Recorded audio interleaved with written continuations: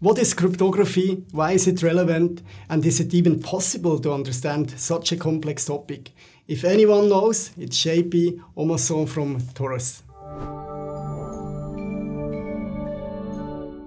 JP, welcome to BX TV. Many thanks that you took the time to talk with me today. Thank you for having me.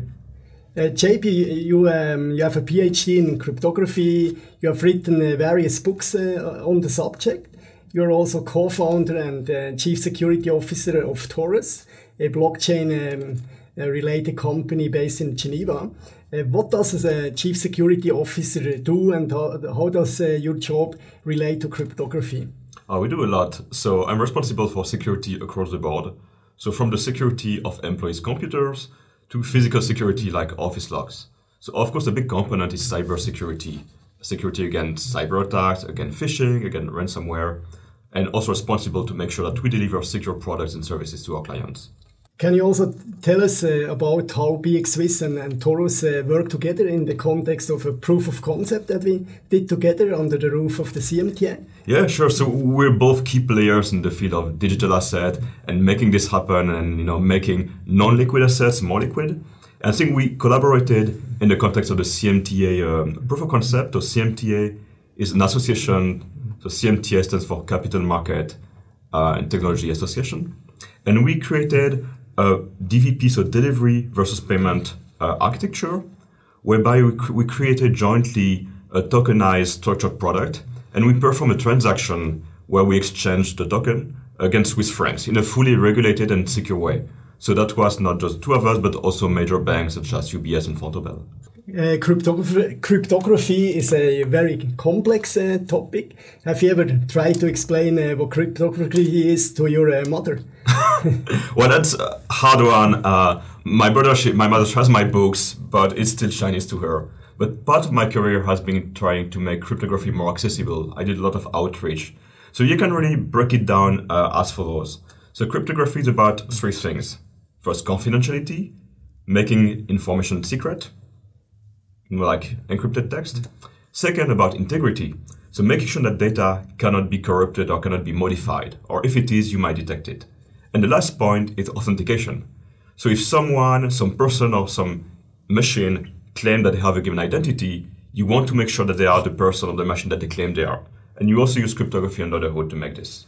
How about digital signatures? How does this concept relate to cryptography and blockchain technology? Yeah. So that's really maybe the most important cryptography component in blockchain and digital assets. So imagine that you sign a check like the old paper checks with traditional money. So you sign the check, the piece of paper, which proves that you intended to send some money. So the equivalent is digital signature in the realm of virtual assets like cryptocurrency. There's some differences though. So when you sign, everybody can verify the signature. Not only one person that needs to know your signature. And it's also much more secure because if you sign a piece of paper, I can see your signature and replicate it. However, with digital signatures, you have some private key, some piece of data that only you, the signer, have. And nobody else has this key. So it's very hard to create forgeries or counterfeit signatures. And that's the main reason why Bitcoin works, for example, and why I cannot steal your Bitcoins. And what are some common security challenges related to digital assets and cryptography? So when I said that we know firsthand when we did the DVP POC, we worked with things that are called smart contract. So this sophisticated name just means a computer program that is run by a blockchain network.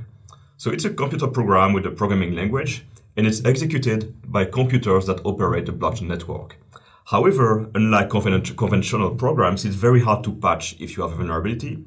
And if you use a public blockchain such as Ethereum, everybody in the world can see your program and everybody can try to attack it. So you really have to make sure that this program is secure. And it's even worse because it's very hard to patch or to recover. If you find a vulnerability, you cannot directly patch it like you get patches on your Mac or Windows computer. So we do what we call security audits or security assessments, whereby specialists try to find the vulnerabilities and we try to fix them before it's too late. Okay, I see.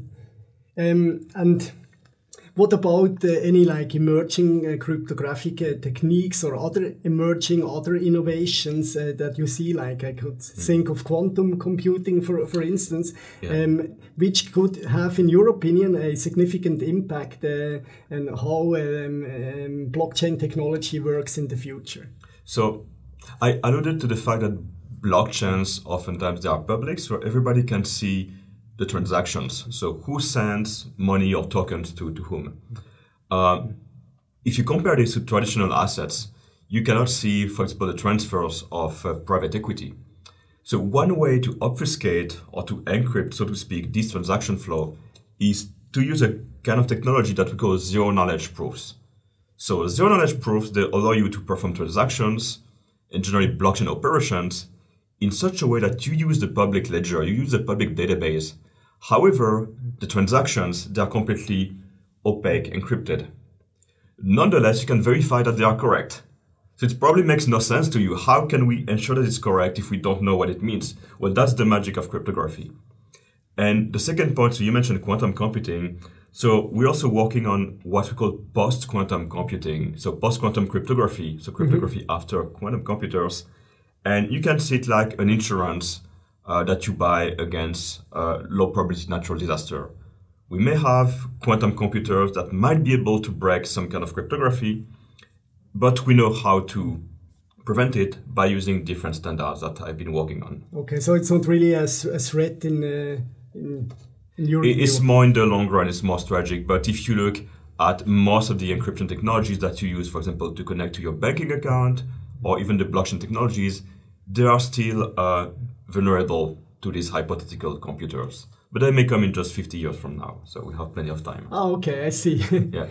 What about those like me that are interested in learning more about cryptography? Do you have any like educational material, other resources that you would recommend? So like any topic today, you have plenty of resources to choose from on internet, and that's the problem, you have too much to choose from. Plenty of videos, and if you type crypto, you might end up with results about cryptocurrency and not cryptography. So I can recommend the book that I wrote, Serious Cryptography, which is relatively accessible even to non-technical people. I try to, explain crypto without mathematics, without all the technical jargon. And I also explain in a new version that will be coming out in September, the concept that I mentioned, zero-knowledge proofs and things such as multi-signatures. I see. And lastly, for those people, that hold digital assets themselves and who want to increase the security of their holdings, are there any best practices that you would recommend? Okay, so I always tell people that the hardest part of cryptography is not encryption, it's not signatures, it's what we call key management. Making sure that you don't lose your keys, like you don't lose your password, because if you lose your password on your email service, you can do a reset password maybe. But if you lose the cryptographic key of your Bitcoin, for example, there's no way to recover your key. The coins are lost. So it's extremely important to have backups, and backups that you also once in a while test, verify that they can be used, and you don't want to put all the backups at the same place. That's very difficult, especially for companies and banks that we work with, as you know. Thank you, JP, for joining us today and sharing all your knowledge about cryptography. Thanks to our viewers for listening in. See you next time.